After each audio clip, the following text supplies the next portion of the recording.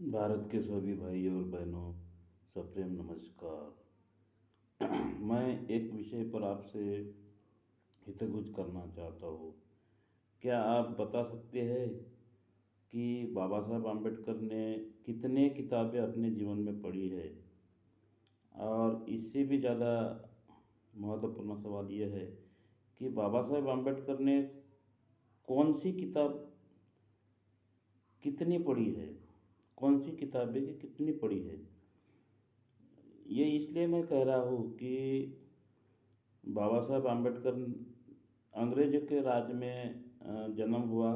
अंग्रेज़ों का राज था और अंग्रेज़ जो थे वो पूरी तरह से होशियार थे। जैसे कि पूरी दुनिया में उनका राज था, उनकी दुनिया में पूरी सत्ता थी।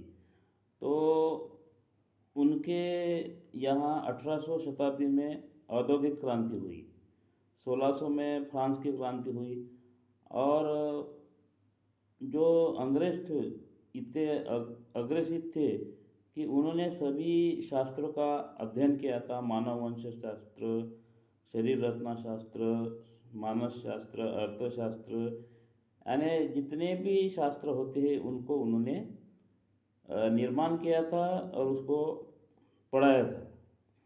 और दुनिया के सबसे पहले स्कूल कॉलेज यानी कि यूरोपियन देशों में खुले। तो उसी समय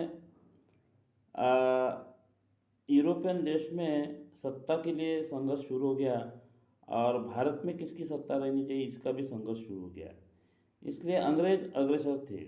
इसका मतलब ये था कि अंग्रेज जो थे यूरोपियन देश के जो भी देश थे, France, German, Japan, England, America, ये सब लोग आगे बढ़े हुए थे और इन्होंने जहाँ अशिक्षितपना है, कम पढ़े हैं, उनके ऊपर राज किया। जो पिछड़े थे, जैसे कि हमारा देश पिछड़ा था अंग्रेजों से, तो उन्होंने हमारे ऊपर राज किया। हमारे ऊपर ही नहीं तो पूरे देश पे राज किया। तो बाबा साहब भी